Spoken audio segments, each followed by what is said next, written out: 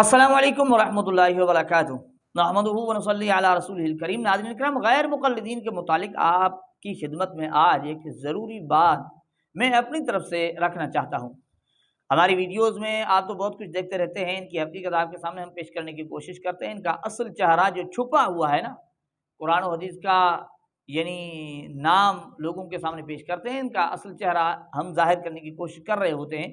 اللہ جل جلالہ ہمیں مزید توفیق عطا فرمائے، آپ دعا کیجیے۔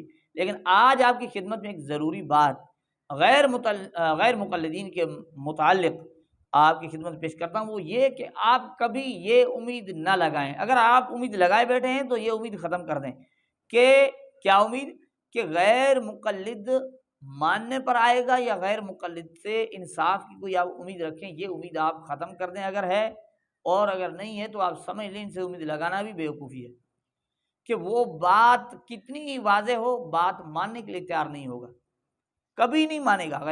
غیر مقلد ہو اور بات مان جائے، یہ بات یعنی ملتی ہی نہیں ہے، یہ بات کوئی یہ تک ہی نہیں بنتا۔ وہ کیوں؟ آپ کی خدمت میں ایک دو مثالیں میں آپ کی خدمت میں پیش کرتا ہوں۔ غیر مقلد کہے گا قرآن و حدیث، اچھا قرآن و حدیث سے بات مل گئی، پھر کہتا ہے کہ بھئی فہم صحابہ سے بات مل گئی، لیکن پھر وہ اس سے آ جائے گا، کبھی دائیں جائے گا کبھی بائیں جائے گا۔ اس کی ایک مثال لے لیں، امام کے پیچھے قرات کے سلسلے میں آپ احادیث پیش کریں گے، ماننے کے لیے تیار نہیں ہوگا، کیونکہ اللہ کے رسول کا فرمان ہے وَإِذَا قَرَأَ فَأَنصِتُوا، امام پڑھے تم خاموش رہو۔ کہاں تک خاموش رہیں؟ وَإِذَا قَالَ غَيْرِ الْمَغْضُوبِ عَلَيْهِمْ وَلَا الضَّالِينَ، امام جب غیر المغضوب علیہم ولا الضالین پڑھ دے پھر تم آمین کہو نا، قولوا آمین، پھر کہنے کی اجازت مل رہی ہے، لیکن مانے گا نہیں۔ یعنی حدیث آئی نہیں مانا ہے، وہی بندہ جو قرآن حدیث کا نام لیتا ہے۔ پھر قرآن پاک کی آیت پڑھ دیں وَإِذَا قُرِئَ الْقُرْآنُ فَاسْتَمِعُوا لَهُ وَأَنصِتُوا لَعَلَّكُمْ تُرْحَمُونَ، کہ بھائی قرآن پاک آ گیا ہے، قرآن پاک کہتا ہے قرآن پڑھا جائے، خاموش سے توجہ سے سنو، خاموش رہو۔ اب کیا کہے گا کہ بھئی ہم قرآن و حدیث کو اس طرح مانتے ہیں جس طرح صحابہ نے سمجھایا، صحابہ نے مانا ہے، تو صحابہ کرام اسی آیت کی تفسیر میں بتا رہے ہیں کہ یہ آیت نماز کے متعلق ہے، فرض نماز کے متعلق ہے۔ یعنی صحابہ کرام نے جو شان نزول اس آیت کا بتایا ہے وہ بھی آپ بتا دیں، لیکن غیر مقلد ماننے کے لیے تیار نہیں ہوگا۔ اب حدیث بھی بتا دی، قرآن بھی بتا دیا، صحابہ کا جو ہے نا اس آیت کے متعلق کیا فیصلہ وہ بھی بتا دیا، لیکن غیر مقلد آج تک اس چیز پر عمل کرنے کے لیے بھی تیار نہیں، بلکہ ماننے کے لیے بھی تیار نہیں۔ بات آ گئی سمجھ میں؟ اب دوسری بات آپ دیکھ لیں کہ رفع الیدین کے سلسلے میں غیر مقلدین کا نظریہ تو یہ ہے کہ اللہ کے رسول صلی اللہ علیہ وسلم نے جو رفع الیدین رکوع والا، یہ غیر مقلد کہتے ہیں کہ اس طرح یعنی پوری زندگی کیا، کبھی رفع الیدین کو ترک نہیں کیا، یہ کہتے ہیں۔ تو ہم ان سے اس دعویٰ جو کہتے ہیں نا، دوام کا دعویٰ کہتے ہیں، اس کی دلیل مانگتے ہیں، کوئی ایک حدیث پیش نہیں کرتے کہ اللہ کے رسول نے کبھی ترک ہی نہیں کیا۔ اس کے دعوے کے مطابق یعنی دوام کا جو دعویٰ ہے اس کی دلیل پیش کرتے ہیں کہ اللہ کے رسول نے ہمیشہ کیا، یہ ہمیشہ کا لفظ کہیں پیش تو نہیں کر سکتے۔ اور جس طرح یہ کرتے ہیں 18 جگہ کی نفی دکھا دیں، 10 جگہ اس بات دکھا دیں، یہ بھی نہیں پیش کر سکتے۔ بہرحال لیکن یہ جو ان کا طریقہ کار یہ ہے، کہتے ہیں کہ کبھی ترک نہیں کیا، پھر اتنا ہی نہیں، پھر قسمیں کھاتے ہیں، سر پر قرآن رکھتے ہیں، ہاتھ میں اٹھا کر قرآن کہتے ہیں کہ بھائی دیکھو ہم قرآن اٹھا کر کہتے ہیں، ہاتھ میں قرآن ہے، قسم کھا کر کہتے ہیں کہ اللہ کے رسول نے ایک نماز کی ایک رکعت کا ایک رکوع بھی بغیر رفع الیدین کے نہیں کیا۔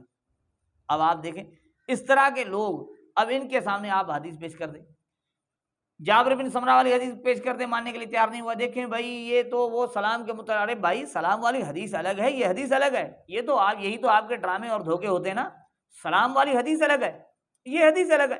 سلام والی حدیث میں وہ نماز جو ہے نا وہ ساتھ پڑھنے کا تذکرہ ہے، یہاں یہ کہ ہم نماز پڑھ رہے تھے، اللہ کے رسول آئے ہیں، اور پھر سلام والی حدیث کے اندر اللہ کے رسول یہ نہیں فرما رہے کہ نماز میں سکون اختیار کرو، یہاں فرما رہے ہیں سکون اختیار کرو۔ پھر حدیث کے الفاظ صاف ہیں کہ رافعی ایدیکم، کہ تم رفع الیدین کر رہے ہو، کأنہا اذناب خیل شمس اسکنوا فی الصلاۃ، نماز میں سکون اختیار کرو، شریر گھوڑوں کی طرح یعنی ہاتھ نہ ہلاؤ جس طرح شریر گھوڑے دم ہلاتے ہیں، تو اس چیز کو نہیں مانیں گے۔ پھر آپ جو ہے نا وہ عبداللہ ابن مسعود والی روایت پیش کر دیں کہ بھئی اللہ کے رسول کے صحابی نماز پڑھ کر سمجھا رہے ہیں کہ اللہ کے رسول نے نماز اس طرح پڑھی، شروع میں رفع الیدین کیا، باقی کہیں جگہ نہیں کیا۔ اب کہیں گے یہ روایت صحیح نہیں ہے، درست نہیں ہے۔ ارے بھائی یہاں تک صحیح نہیں، آپ کے خود علماء نے بھی مانا ہے، علامہ ناصر الدین البانی میں اس حدیث کو صحیح مانا ہے، اور پھر یہاں تک نہیں، اور علماء نے بھی اس چیز کا اقرار کیا ہے، جس طرح آپ کے وہ جو نا اسحاق جعلی اس نے بھی مانا ہے کہ بھئی یہ جو کہتے ہیں نا یہ تو بالکل بات غلط ہے کہ ترک ہے ہی نہیں. وہ کہتے ہیں ہمارے بڑے بڑے نیک اہل حدیث علماء نے اس چیز کو مانا ہے کہ اللہ کے رسول نے رفع الیدین کو ترک بھی کیا ہے.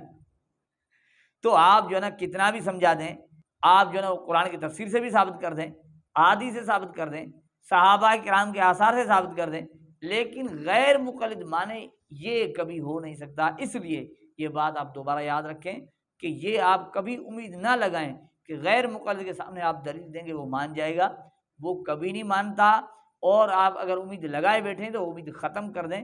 غیر مقلد جو قرآن حدیث کا نام لیتا ہے، اس کے سامنے قرآن بھی پیش کر دیں، حدیث بھی پیش کر دیں، صحابہ کے آثار بھی پیش کر دیں، لیکن اگر اس کے اپنے ذہن کے مطابق نہیں ہے جو وہ عمل کر رہا ہے تو وہ بالکل اسے انکار کر دے گا. اور جس طرح وہ جو کہہ رہے ہیں نا کہ توصیف الرحمان کہ دنیا بھر کے مولویوں کی کتابوں کو جوتی کی نوک پر رکھتا ہوں، تو وہ ان کا یہ عمل یہ ہے حقیقت.